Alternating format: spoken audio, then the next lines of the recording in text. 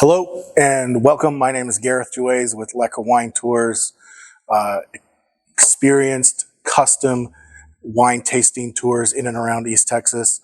Go visit our website, lekkerwine.tours, for our tour dates and more information on how to get on one of our tours or to create your own custom private tour.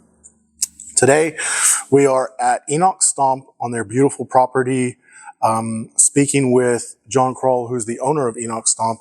And I was hoping that we could have a glass of wine and talk about the East Texas wine market area as a whole, as the big picture.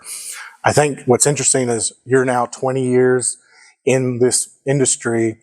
Maybe 21 years ago, didn't think you were going to be in this industry. Yeah. So watching it develop and being a part of it, how has it evolved? How has the East Texas wine become a wine area? Yeah, I think you got to start with Texas in general. Yeah. Before we talk about East Texas, you got to start with Texas. And Texas is as big, if not bigger, than France. You know, France is the biggest producing country of the world as Absolutely. far as wines. Yeah. So how does Texas? It has the potential of being huge on that market as well. And Texas has different climates. Right. France, same sort of thing. There's Burgundy, there's Bordeaux, there's the Rhone Valley that produce Champagne. different wines. So that's when the East Texas comes in. What can East Texas do? What can Fredericksburg do? And there are different. I think there's 8 different appellations in Texas itself. You know, there's the north part of Texas, there's the east, there's the south, and then there's different elevations. You know, and all growing grapes. Yeah. So what can East Texas do? I think East Texas is probably the most of the Wild West when it comes to grapes. We still don't know, and we're still trying to figure that out. And we've been part of that as well, trying to figure out as we go. And you start with what are the people doing? We weren't the first people to come here and start grapes. It was Los Pinos and it was Kiepersol. And Kiepersol has a particular way that they want to do it, and they're growing the particular Vitis vinifera grapes, which have a hard time growing in East Texas. Yeah. Well, they really don't have a hard time growing. You have a hard time keeping them from dying because of all the diseases that might happen. Either it's a fungal thing or it's a Pierce disease where there's certain pesticides that are pests that cause problems. So for our approach to it, it's a little bit different than Los Pinos too, is we came into East Texas and hoping to grow grapes that we knew would do well here, which was Blanc du Bois, Lenore, Chambourchin, Villard Blanc, taking things that we knew we could grow here. However, is there a market for those ones? Right. And that's where, does East Texas have its own terroir? Who knows? Is it Kiepersol's approach where we're going to grow Vitis vinifera? When you try to do that in East Texas, we've had tons and tons of influences from all the different wineries, and we're trying to figure that out as well. So to answer the question, is East Texas, and go back to the big picture, in Texas, there's more grape species in Texas than there are anywhere else in the world.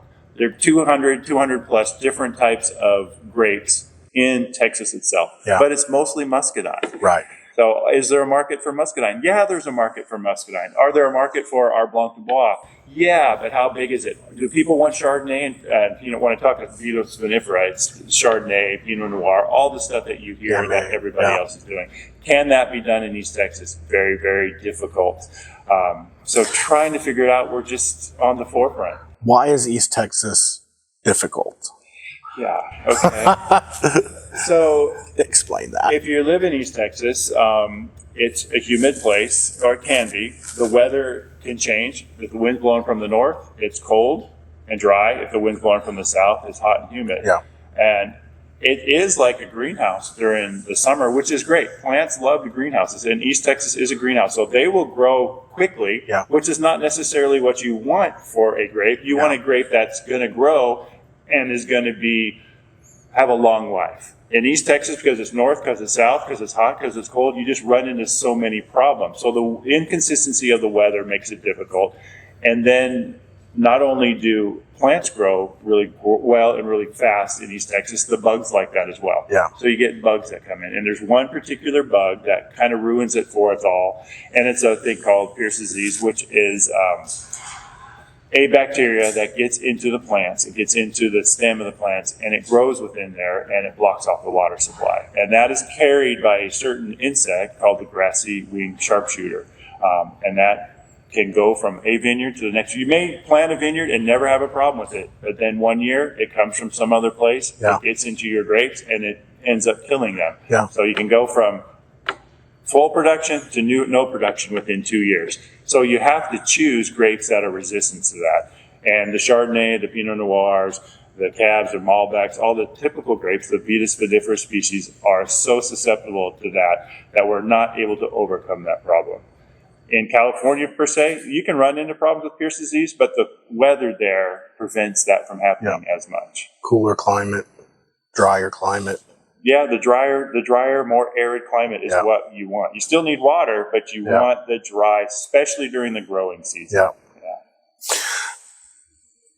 In East Texas, because of the challenges and the obstacles that the winemakers consistently, I mean, in this whole area, has it changed the winemaking process to be more aggressive?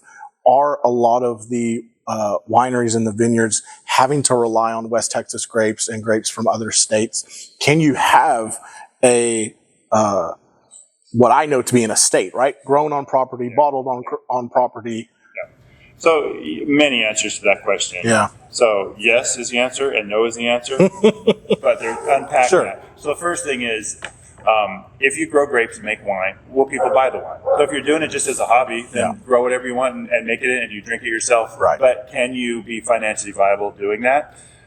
If there's enough people. However, no, there's not a big market for muscadine. People in East Texas like to drink sweet wines, either red or white. So there are some people, and you can pay some of the bills with that. But people who enjoy wine at a different level, where they like the dry wines, can you hit that market in East Texas with East Texas grapes? That, I think, is the essence of this question. Right. And we could talk very deeply about that. Again, that Keeper Sol does it a certain way. There's a certain vineyard that we buy grapes from that grow Merlot and Cab, and it's the best stuff that I've seen in East Texas. But the caliber of the wine from that grape is only here. It's not here. So our answer to the question that you're asking is, we do a lot with estate, which is the grapes that we know will grow well in East Texas, but we also venture off to West Texas, where it has the arid climate, and you can grow excellent grapes there. And then also we venture into different parts of the country, even other countries. We get some grapes from Chile just to mess around with. We get grapes from Washington. We don't get grapes from California. There's a Texas reason for that, not in other. Texas or California has probably the best grapes anywhere, on par with any place in the world. But there's a little bit of a Texas-California fight that we don't want to enter into. But I think that's answered your question. Absolutely. Just a little bit gets to that. Let's go back to your kind of corner of the world. You start out 20 years ago, and it becomes an aggressive hobby turned into a small business. Now you've got staff, you've got a lot more where your demand for the business to become a viable business has to be there to make payroll and to keep this thing afloat. Does that change the wines that are getting brought in? Does that affect the day-to-day where it's no longer experimenting in the backyard with wines that I know I want to drink? Such a difficult question, because there's so many answers to that. It's in order to be people who go into the wine business, if you want to make a small fortune in the winemaking, you start with a large fortune. So people go into winemaking and wineries and vineyard growing grapes because they just love it. That's right. There's some romantic nature to what we do. So that has to be part of the driving force. And if you don't start with a large fortune, then you have to go down to the brass tacks and how are you going to make it financially viable? So part of that is you have to meet the palate of who's coming here. And because we're in East Texas, we do sweet wines because we know 65% of our people want sweet wines. However, as a winemaker, you ascertain to the highest standards, and you want to make the best wine in the world. Everybody wants that. They should, yeah. Yeah. And in the wine world, sweet wines aren't on that spectrum very much. There are sweet wines, Sauternes, stuff from France that are there, but the population who drinks wine, it's 80%, 85% are dry, and 15% are sweet. So that takes us into all these different things about what our approach to wine is. And that means, yes, wines come from different parts of the state in order to bring into those. And there's no shame in that, absolutely. And I think now what I think is really interesting, again, kind of becoming on the business side of it, is it does is take your salesman and say, go out into the greater world and take the wines that may not be East Texas, I want my local clients to drink, and put them in great restaurants in Dallas and Houston and Austin and places like that, and just spread that seed a bit. Yeah. I don't know what to say about that. There's been just an evolution to what we've done, and it really just... How far are your wines? Where are they available? So we take a different approach. Some of the bigger wineries, by bigger wineries in East Texas, there's Los Pinos and Kiepersol and ourselves. And Los Pinos and Kiepersol have had a distributor for quite some time. We've gone through the process. Do we want to have a distributor? And we decided not to, for whatever reason. Okay. Which means we self-distribute. And our approach is we're going to have different concentric circles. We'll start with our place in Harleton, and then we'll go out 50 miles, 100 miles, depending on how well we're known. Which means we have to go word of mouth, so we bring our people to just talk about things, going to the festivals, and try to spread the word that way. Yeah, it's our choice to not go through a distributor is really a financial thing. If we have a distributor, we're going to lose 25% off the top, and you're going to have to give a 25% cut just because of wholesale. So we're talking a 50% cut from the get-go, and we want to sell the best way to be financially viable is sell all our wine here and not take the 50% cut. But if we do that, and we sell all our wine here, how are people going to know about it? Here being on property? Yeah, on property. They're not going to know about us unless we have people who are further away in Dallas and Houston. And how do you get there? We're just a tiny little place in East Texas, which is not a well-known appellation for growing grapes. And we want to say somebody in Dallas, a sophisticated person in Dallas, wants to buy an East Texas grape. The difficulty of that is insurmountable. But in order to get there, you have to have great wine. So first of all, great wine. Great wine comes from other grapes other than East Texas. It's such a difficult thing. So we have decided what we want to do is we want to bring great wine to East Texas from grapes that come from the other parts of the country or other parts of the state. We make it here, and we show you a taste of what wine is like in the world here in East Texas. It's not like we have this awesome thing in East Texas because what we're talking about, this terroir of East Texas, that hasn't been developed yet. So it's all experimental. Yeah, we can make a Norton from East Texas, we can make a sweet wine, but is somebody in Dallas going to like it? If you have the marketer convincing somebody, or is it really that good? And we don't know, but we know we can make good wine from good grapes. And so we've got both of these things going on. We're bringing in grapes from other places to make great wine here, and we're sharing it with East Texans and trying to elevate the palate of East Texas so they can understand, it's sweet wine, but it's dry wine. It's all these things. Come do this with us. Do this as an experiment. But at the same time, are we pushing ourselves outward? No, we really aren't. So our niche is we can make 4,000 to 6,000 cases a year. We're a niche winery. We're a mom and pop winery sharing what we know about wine with the people in East Texas. But the approach to get our wine out there, that helps pay the bills, but it's not kind of who we are at our core. So again, we're learning, and we're 20 years old. We're at the past the teenage years, at the starting to become an adult, but we still don't know what East Texas is, and if East Texas really ever will be a viable appellation. It's tough to figure out. So 20 years in the wine world is infancy, right? When you're talking about places like Old World Wines, who hundreds of years is on par. 20 years is really a drop in the bucket. So for people to understand that even after 20 years of doing this, like you said, out of the teenage years, there's still so much to learn and understand.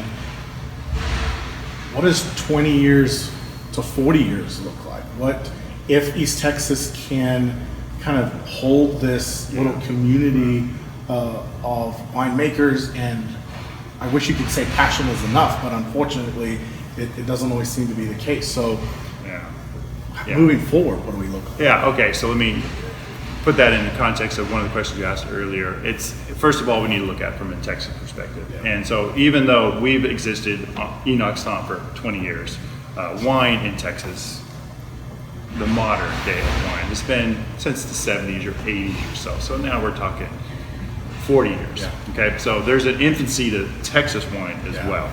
All right, and East Texas even more infancy on that. So what is the future? What is the next 20 years of East Texas? For us, it's going to look like the same thing we're doing now, which is bringing in grapes from all over Texas, making them wine here, sharing it with East Texans, and see what their response is. So we're not only bringing in good wines, we're still doing our wines from estate grapes, the Norton, the Lenore, but that has a limited following. Can we take one of our grapes from East Texas that grows with it? The main grape that in East Texas that we can do something with is Lenore, also known as Black Spanish, or Blanc de Bois.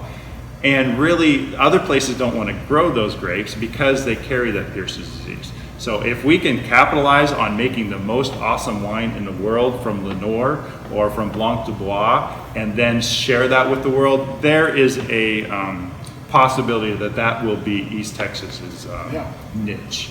Claim. But will it ever get there? A lot of places could claim that. You know, Louisiana could do that. Florida could do that.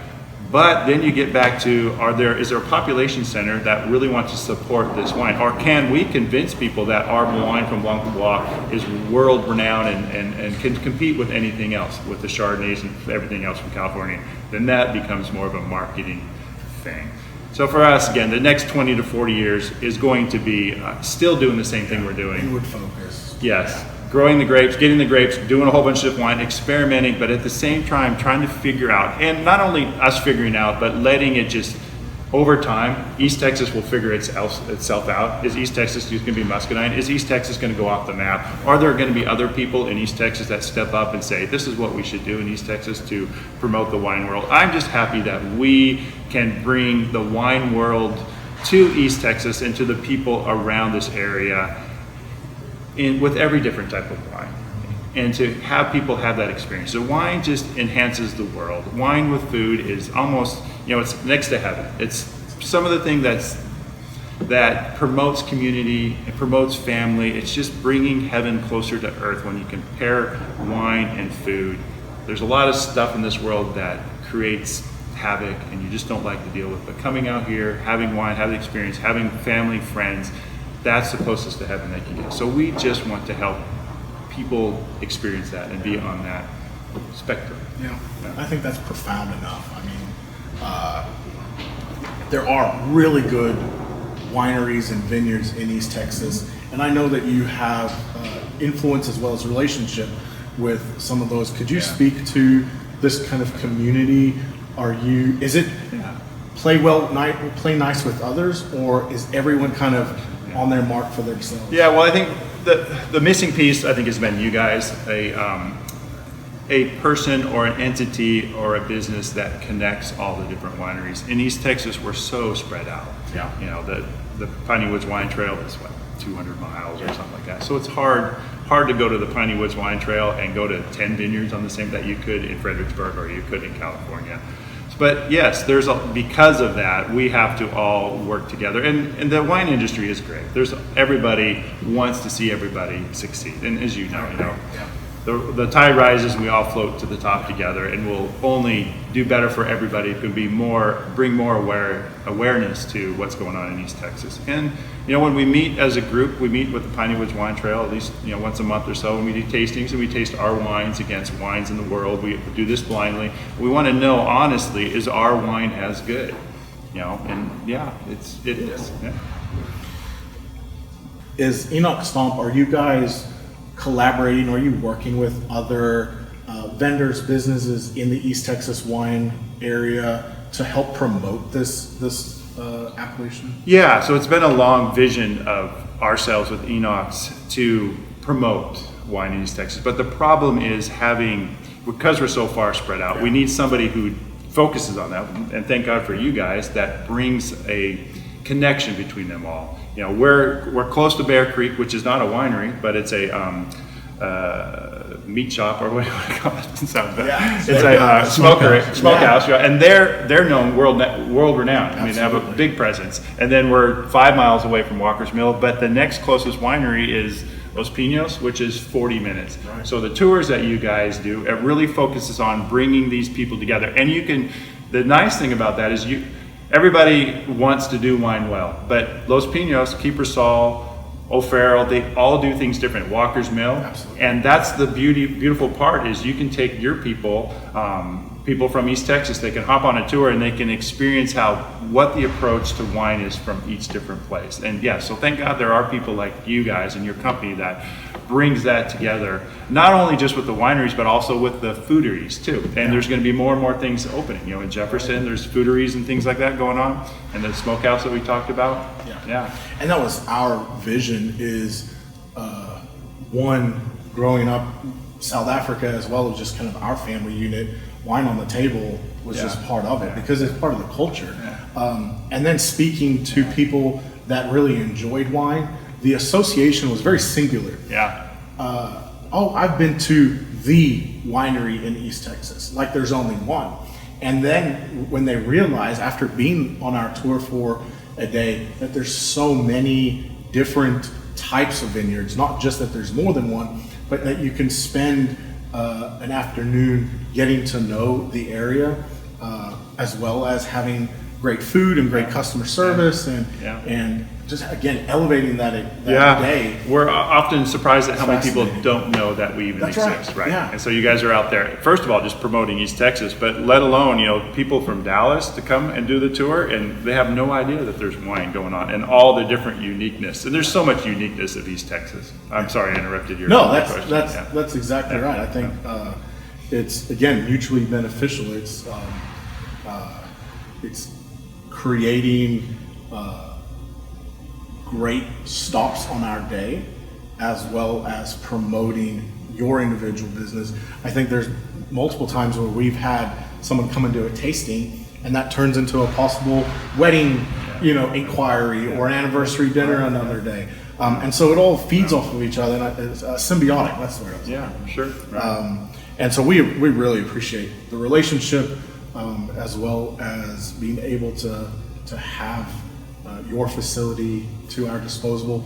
You've made it to where we're welcome, and so that means a lot to us with our business. So I think it's a very interesting projection on the East Texas wine market, as well as what like you said, what the response is going to be. I think is going to shape that. And so it's going to be very interesting. And there certainly are so many unique things in East Texas that you bring for unique experiences to clients in a day that they wouldn't do intentionally. It takes people like you and your company and your business that brings that to people, and that's an awesome thing. Well, thanks so much for your time. I know you're juggling all the different parts of this. One thing that I would end with is, what I've noticed is, this is not a hands-off project for you. You're very engaged in the day-to-day, the decision making, and so that's very admirable, and I hope that you take that well. So it's awesome to see. So thanks for your time. Thank you so much for your time. Thank you for watching. We hope that you enjoy this content. If there's more things that you'd like to see, more questions that you'd like answered, comment on this video, like and share our videos to other people that are interested in taking tours or just interested in the wine market in East Texas, and we'll see you on the next one. Thank you.